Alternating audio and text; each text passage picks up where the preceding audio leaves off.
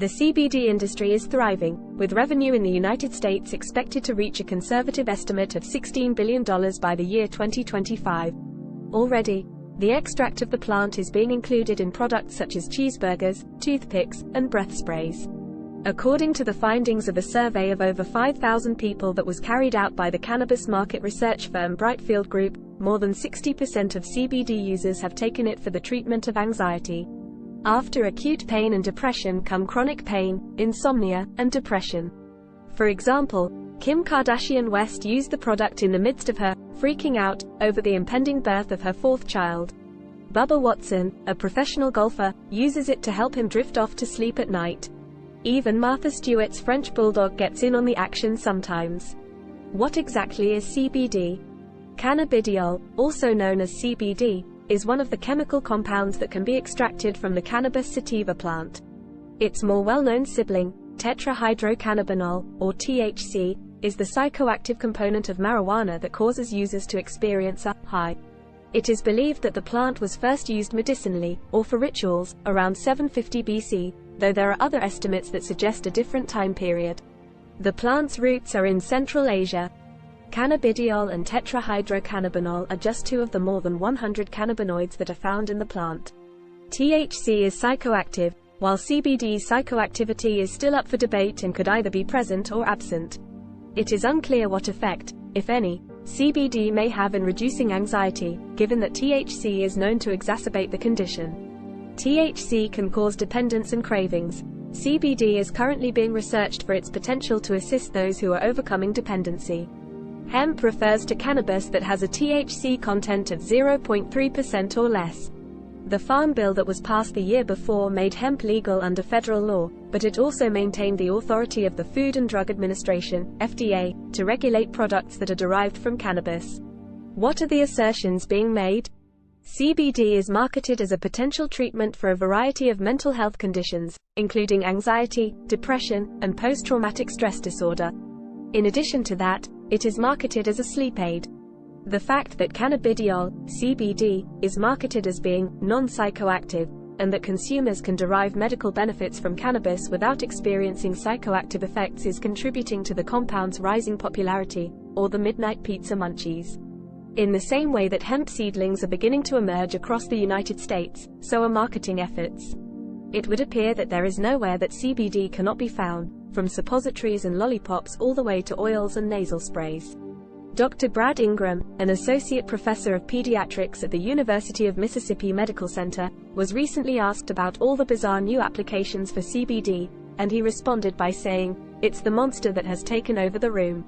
He is the principal investigator of a clinical trial investigating the use of CBD in treating drug-resistant epilepsy in children and adolescents. Does CBD work? According to James McKillop, co-director of the Michael G. DeGroot Center for Medicinal Cannabis Research at McMaster University in Hamilton, Ontario, it's promising in a lot of different therapeutic avenues because it's relatively safe, and he was speaking about medicinal cannabis. After 3 randomized, double-blind and placebo-controlled clinical trials with 516 patients that showed the drug, taken along with other medications, helped to reduce seizures, the Food and Drug Administration, FDA, approved Epidiolex, a purified CBD extract, to treat rare seizure disorders in patients 2 years or older last year. Epidiolex is a treatment for rare seizure disorders in patients 2 years or older. In the medical field, studies like these are considered to be the gold standard because in them, participants are divided at random, and neither the subject nor the investigator are aware of which group is receiving the medication and which is receiving the placebo. Epidiolex is the only CBD-derived drug that has been authorized for sale by the Food and Drug Administration, FDA, despite the fact that there is reason to believe that the extract of the plant could be effective in treating other conditions. The majority of studies on cannabidiol have been conducted on animals, but its growing popularity has outstripped scientific understanding of the compound. According to Ryan Vandry, an associate professor of psychiatry and behavioral sciences at Johns Hopkins University School of Medicine, we don't have the 101 course on CBD quite figured out yet. Can CBD help with anxiety and PTSD symptoms? A student who suffers from generalized social anxiety may find that a talk that lasts only 4 minutes and requires little in the way of preparation to be incapacitating. In contrast, the results of a small study that was published in the journal Neuropsychopharmacology found that CBD appeared to lessen patients with social anxiety symptoms of nervousness and cognitive impairment when they were given a simulated public speaking task. In contrast, a group of healthy volunteers who were given a placebo instead of CBD showed very little to no difference in their emotional response to a series of upsetting words or images during a study that used a double-blind design. According to Harriet DeWitt, a co-author of the study and a professor in the Department of Psychiatry and Behavioral Neuroscience at the University of Chicago, who was also involved in the research, if it's a calming drug, it should change their responses to the stimuli. But it didn't. A significant number of veterans suffer from post-traumatic stress disorder, PTSD, which causes them to avoid engaging in certain activities, going to certain places, or talking to certain people. The Cannabidiol, CBD, and Psychotherapy Research Consortium is getting its start thanks to funding from the Department of Veterans Affairs. According to Mallory Laughlin, the study's principal investigator and an assistant adjunct professor at the University of California, San Diego, who was also involved in the research, our top therapies attempt to break the association between reminders of the trauma and the fear response. We believe that CBD, at least in animal models, has the potential to make that process take place a lot more quickly. Although there are currently extensive clinical trials being conducted, psychologists argue that there is not yet sufficient evidence to determine whether or not this is a practicable treatment. Does CBD help sleep and depression? Are you awake in the wee hours of the night, and you find yourself unable to stop watching videos of puppies? According to Mr. McKillop, a co-author of a review on cannabinoids and sleep, drowsiness was one of the side effects that occurred during the Epidiolex trials for the treatment of epilepsy. This finding suggests that CBD may have potential as a sleep aid. That could be a clue if you are looking for new treatments for sleep, he said. If you are. However, he warns that the adverse effects might have been the result of a reaction between the drug and one of the other medications the children were taking to treat their seizures. CBD and sleep disorders have not been the subject of the gold standard of clinical trials, which is a randomized, placebo-controlled, double-blind investigation. Frustrated parents are giving it a go in an effort to alleviate their stress. Anxiety was reduced, but CBD did not have any effect on the patient's ability to sleep, according to a recent chart review of 72 psychiatric patients who were given CBD. According to Dr. Scott Shannon, an assistant clinical professor of psychiatry at the University of Colorado Denver and the lead author of the review published in the Permanente journal, overall, we did not find that it panned out as a useful treatment for sleep. Depression is one of the many conditions that can make it difficult to fall or stay asleep. According to a review that was published in the Journal of Chemical Neuroanatomy, rodents that were given CBD seemed to have a better ability to adapt to stressful conditions and exhibited less behavior that was similar to depression. Samir Joker, a fellow at the Aarhus Institute of Advanced Studies in Denmark and an associate professor at the University of São Paulo in Brazil, is one of the authors of a new review. In an email interview, she stated that, surprisingly, CBD seems to act faster than conventional antidepressants. It is difficult to diagnose depression in animals, but the research that Ms. Joker and her colleagues reviewed suggested that mice and rats treated with CBD were better able to withstand the effects of models in which chronic stress was present. The effect that CBD has on depression, however, is still considered to be a hypothesis rather than an evidence-based treatment by psychologists because there have been no clinical trials conducted on humans. Is it safe to take CBD?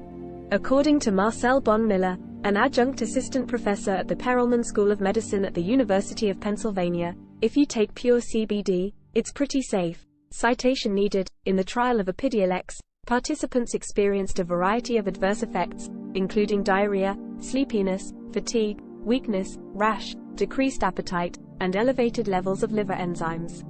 In addition, it is not yet known what the safe daily consumption limit is, or even if it is safe to consume at all while pregnant.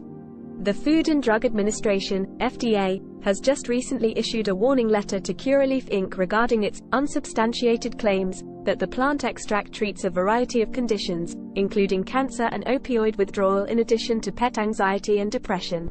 The company issued a statement saying that some of the products in question had been removed from shelves and that it was cooperating with the FDA.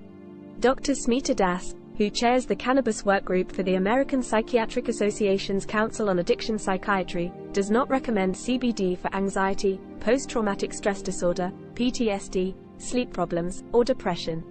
She is concerned that patients who are turning to these unproven products may delay seeking appropriate mental health care.